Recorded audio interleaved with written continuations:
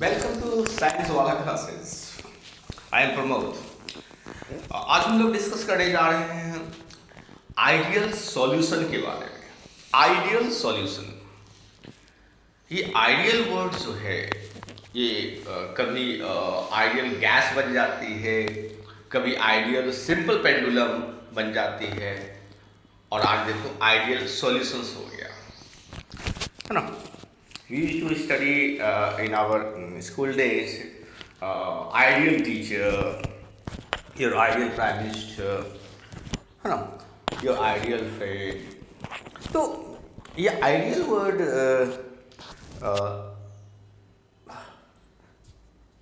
किसी भी वर्ड के साथ लग जाती है और उससे एक खास मीनिंग देती है। सॉल्यूशन के साथ ये आइडियल वर्ड लग गया है, तो इसका क्या मतलब हो सकता है। लेट अस सी। आज हम लोग यही देखेंगे कि आइडियल सॉल्यूशन तो मैंने देखा है। What is solution? Solution is a homogeneous mixture of two और मोर कंपोनेंट्स।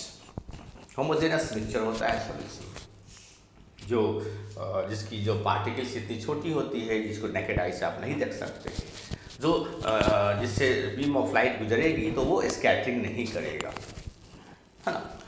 तो ये तो हो गई solution, you know very well. लेकिन ये आइडियल सॉल्यूशन क्या है? बहुत आसान बात है बाबू, बहुत आसान बात है। आइडियल सॉल्यूशन बहुत बड़ी प्रॉब्लमेटिक क्वेश्चन नहीं है। आइडियल सॉल्यूशन वैसे सॉल्यूशन को कहते हैं जो रॉल्स लॉ को माने, जो रॉल्स लॉ को फॉलो करे। रॉल्स लॉ जो कहता है उस बात को मानेगा, तब वो कहलाएगा आइडियल सॉल्यूशन। रॉल्ट ने क्या कहा था? याद करो, रॉल्ट लॉ में क्या कहा गया था? रॉल्ट लॉ में कहा गया था कि जो पार्शियल प्रेशर है, जब दो या दो से अधिक कंपोनेंट्स को मिलाते हैं तो प्रत्येक कंपोनेंट की जो इंडिविजुअल वेपर प्रेशर होती है लिक्विड के ऊपर, सरफेस के ऊपर, वो पार्शियल प्रेशर कराती है, जो उसके अकेले के वेपर प्रेशर से कम होती है, जिसको हम लोग पी नॉट से रिप्रेजेंट करते हैं। तो जो पार्शियल प्रेशर है किसी कंपोनेंट का, वो directly proportional to mole fraction होता है। Mole fraction of the component in the solution. Solution में जितना ज़्यादा मोल फ्रैक्शन होगा किसी कंपोनेंट का, उतना ही पार्शियल प्रेशर उस कंपोनेंट का होगा वेपर फेज में। ये रॉल्स लॉ ने कहा। मतलब रॉल्स लॉ के अनुसार आप देखोगे, अगर ग्राफ देखा जाए, ये ग्राफ, इस तरह ग्राफ मैंने पहले भी डिस्कस किया है ना। एक्स एक्सिस पर मैंने मोल फ्रैक्शन लिया है, वाई एक्सिस पर मैंने वेपर प्रेशर लिया है। एक्स एक्सिस पर मोल फ्रैक्शन और वाई एक्सिस पर वेपर प्रेशर लिया है। तो आप यहाँ देखोगे कि जैसे यहाँ पे दो कंपोनेंट हैं, हमने दो बाइनरी कंपोनेंट सॉल्यूशन की बात कर रहा हूँ मैं एग्जाम्पल के तौर पे। तो बाइनरी अगर सॉल्यूशन है, ए और बी दो तो मिलाया है, तो ए एक्स ए इजकल टू 1, मतलब ए का जो मोल फ्रैक्शन है वो 1 है, बी का मोल फ्रैक्शन 0 है।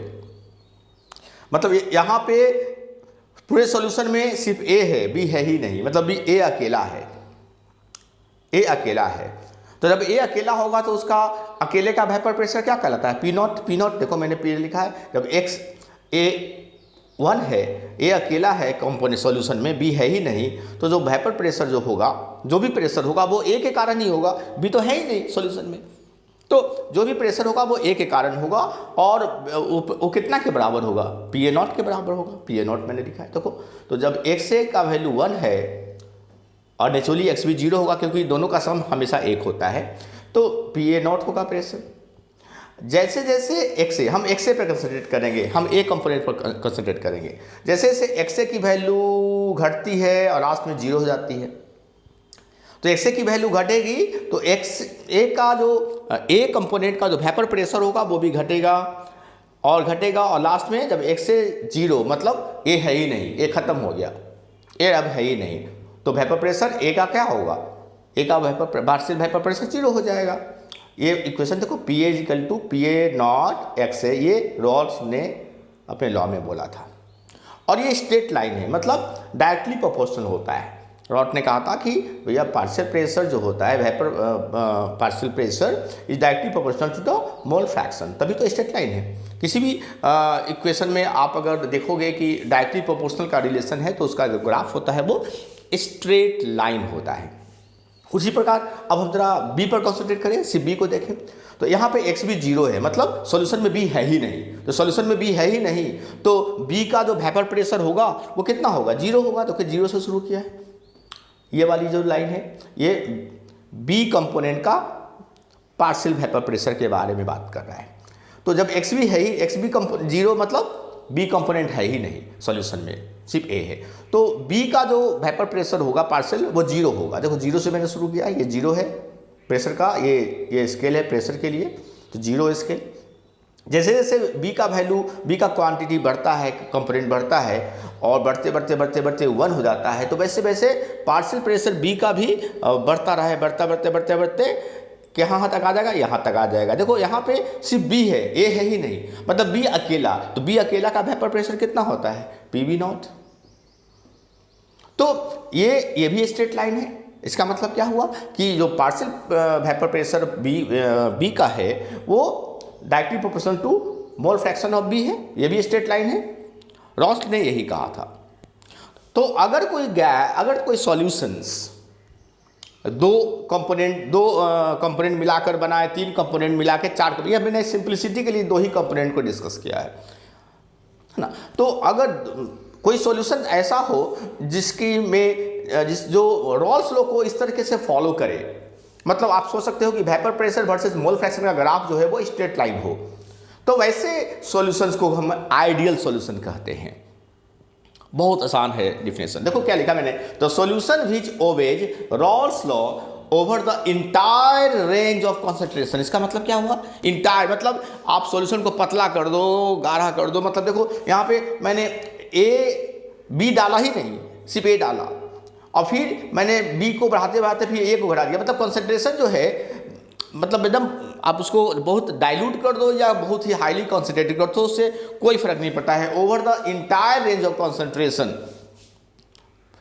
कोई भी एलिमेंट कितना भी मिला दो, मतलब ऐसा नहीं है कि पतला होना चाहिए, कोई डाइल्यूट होना चाहिए, ऐसा नहीं है ना। Over the entire range of concentration अगर कोई सॉल्यूशन रॉल्स लॉ को मानता है, फॉलो करता है, तो हम कहते हैं वो सॉल्यूशन आइडियल सॉल्यूशन होगा।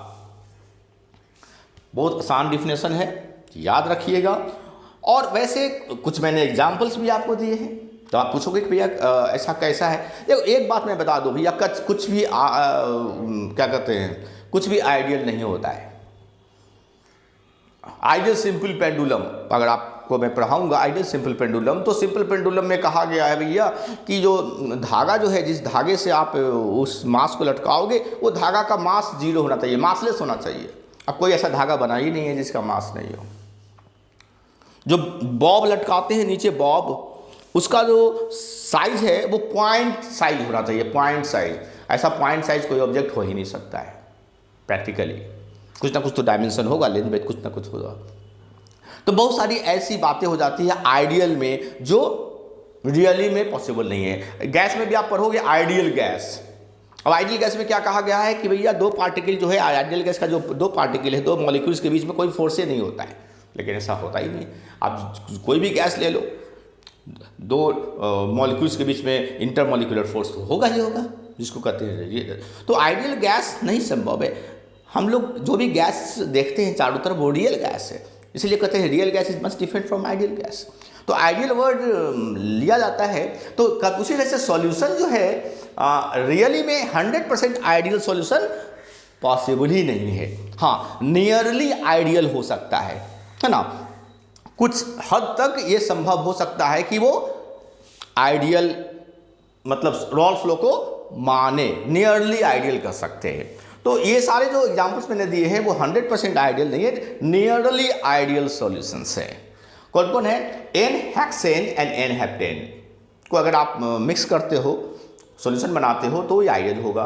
Bromo ethane, chloro ethane, benzene और टोलुइन को मिलाएंगे तो वो आइडियल सॉल्यूशन होगा, नियरली आइडियल हम कहेंगे।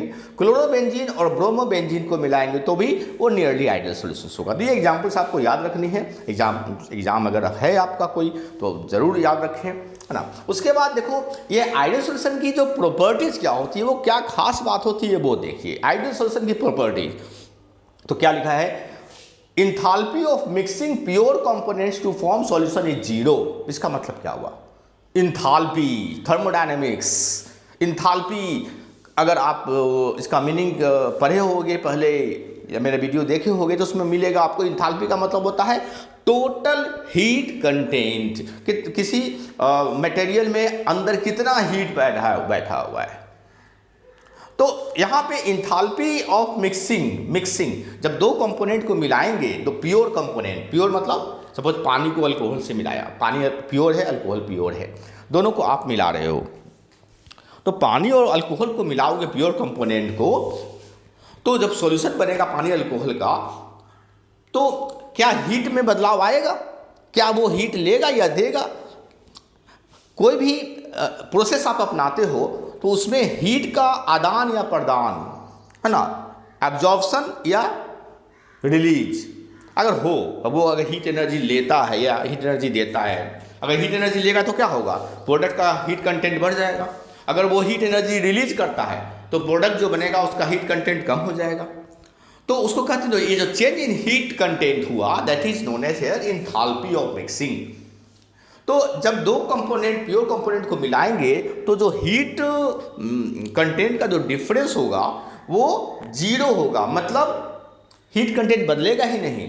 मतलब सिंपल लैंग्वेज में कि आप उसको इस तरह से रिप्रेजेंट कर सकते हो, delta mix H. Delta H आपको थर्मोडायनेमिक्स में आपने पढ़ा होगा, मैंने वीडियो आप जरूर देखिए, तो उसमें मैंने बताया कि डेल्टा एच जो है वो इंथाल्पी को रिप्रेजेंट करता है। और यहाँ पे डेल्टा के नीचे जो टर्म लिखते हैं वो प्रोसेस होता है। बहुत सारी प्रोसेस हम डे टू डे लाइफ में अपनाते हैं, तो वो प्रोसेस का नाम यहाँ लिख देते हैं कि आखिर किस प्रोसेस का आप इंथाल्पी चेंज इन इंथाल्पी आप कैलकुलेट कर रहे हो। तो यहाँ पर मिक्स मतलब मिक्सिंग, दो चीज़ को मिक्स में कर रहा हूँ, तो वो जीरो है, मतलब कोई भी हीट का आदान प्रदान नहीं हुआ है। There is no difference between the heat, total heat content of the reactants कर सकते हो। रिएक्टेंट यहाँ तो रिएक्शन हो नहीं रही है, आप मिक्सिंग कर सकते हो। मिक्सिंग करने के पहले दो प्योर कंपोनेंट था उसका टोटल हीट ले लीजिए, और सॉल्यूशन जो बना उसका टोटल हीट कंटेंट बराबर होगा, ना बढ़ेगा ना घटेगा, मतलब ना हीट एब्जॉर्ब किया गया ना हीट लिया गया। तो डेल्टा एच जो है मिक्स का वो जीरो होगा। दूसरा प्रॉपर्टी है volume of mixing is zero. Volume of mixing का मतलब क्या हुआ? जब आप मिक्स करते हो तो वॉल्यूम बढ़ता है या घटता है, वो जीरो है, मतलब ना वॉल्यूम बढ़ेगा ना घटेगा, है ना। देखो क्या लिखा मैंने, it means that neither heat is absorb nor release, ना हीट एब्जॉर्ब होगा ना रिलीज होगा, मतलब ना एंडोथर्मिक होगा ना एक्सोथर्मिक होगा। And volume of solution is equal to sum of volume of components. और जो कंपोनेंट्स का टोटल वॉल्यूम, सपोज मैंने 1 लीटर वाटर लिया और आधा लीटर अल्कोहल लिया, तो दोनों को मिलाएंगे तो कितना बनेगा सॉल्यूशन? 1.5 लीटर बनेगा। वॉल्यूम ऐसा तो नहीं कि 2 लीटर बन गया या कम हो गया, वॉल्यूम बढ़ेगा नहीं ना घटेगा नहीं। तो टोटल वॉल्यूम जो होता है प्योर कंपोनेंट का अगर जोड़ देंगे तो सॉल्यूशन का जो वॉल्यूम होगा उसके बराबर हो जाएगा। सिंपल बात है। अब ये जो आइडियल सॉल्यूशन है उसके मॉलिक्यूलर थ्योरी पर जरा आते हैं कि मॉलिक्यूलर थ्योरी क्या है, आखिर मॉलिक्यूल्स लेवल पे आइडियल सॉल्यूशन का क्या नज़रिया है ना। मॉलिक्यूल्स पे जरा आते हैं, जरा मॉलिक्यूल्स को नज़दीक से देखते हैं कि आखिर आइडियल सॉल्यूशन में होता क्या है, मॉलिक्यूल्स के बीच का क्या कहानी है। तो मॉलिक्यूलर बिहेवियर क्या होता है आइडियल सॉल्यूशन का, is very important to know. देखो भैया, सपोज हमने 2 डाला, हमने ए डाला और बी मिलाया, ए और बी को मिला दिया। सपोज ए को हम सॉल्यूट कहते हैं, बी को सॉल्वेंट। एक तो सॉल्यूट तो सॉल्वेंट होगा। सॉल्वेंट किसको कहते हैं? जो ज़्यादा क्वांटिटी में मेजर डालते हैं वो सॉल्वेंट होता है, जो कम में डालते हैं क्वांटिटी में उसको सॉल्यूट कहते हैं। सिंपल बात है। तो सपोज एक सॉल्यूट है एक सॉल्वेंट है, तो अगर आइडियल सॉल्यूशन होगा तो उस केस में आप देखोगे कि सॉल्यूट का मॉलिक्यूल और सॉल्वेंट का मॉलिक्यूल, जब मॉलिक्यूल की बात कर रहे हैं तो सॉल्यूट को मिलाया सॉल्वेंट के साथ, तो सॉल्यूट का भी मॉलिक्यूल होगा सॉल्वेंट का भी मॉलिक्यूल होगा। तो सॉल्यूट का जो मॉलिक्यूल होगा, सपोज हमारा मॉलिक्यूल है ये सॉल्यूट है, ए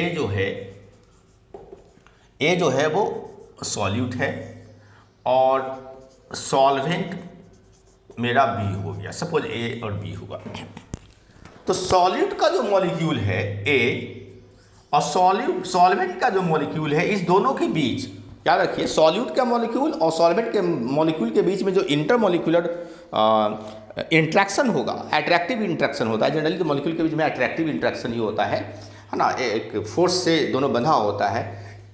ये फोर्स, और अगर दो सॉल्यूट ले लेते हैं, दो सॉलिड ही ले लेते हैं, दो सॉलिड मॉलिक्यूल के बीच का जो इंट्रैक्शन होगा, और फिर ले लेते हैं दो सॉल्वेंट मॉलिक्यूल के बीच का इंट्रैक्शन, है ना। हमने हर दो मॉलिक्यूल के बीच का इंट्रैक्शन को हमने स्टडी किया। यहाँ पर क्या है, बी बी मतलब दोनों मॉलिक्यूल सॉल्वेंट का है, इस दोनों के बीच का इंटरमॉलिक्यूलर फोर्स। ए दोनों सॉल्यूट का मॉलिक्यूल है, इन दोनों के बीच का इंटरमॉलिक्यूलर फोर्स। और यहाँ ए और बी लिया है, एक मॉलिक्यूल सॉल्यूट का, एक मॉलिक्यूल सॉल्वेंट का, इस दोनों के बीच का इंटरमॉलिक्यूलर फोर्स। तीनों इक्वल होगा, तीनों इक्वल होगा, तीनों इंटरमॉलिक्यूलर फोर्स अगर इक्वल होता है, देखो मैंने लिखा है intermolecular force between solute and solvent molecules is equal to that of two solute molecules and two solvent molecules. मतलब फोर्स जो है इंटरमॉलिक्यूलर फोर्स ए और बी के बीच, ए सॉल्यूट है, बी सॉल्वेंट है, और ए के बीच दोनों सॉल्यूट मॉलिक्यूल्स है, और बी दोनों सॉल्वेंट मॉलिक्यूल्स के बीच का जो इंटरमॉलिक्यूलर फोर्स होगा वो इक्वल अगर होता है तो आइडियल सॉल्यूशन बनता है।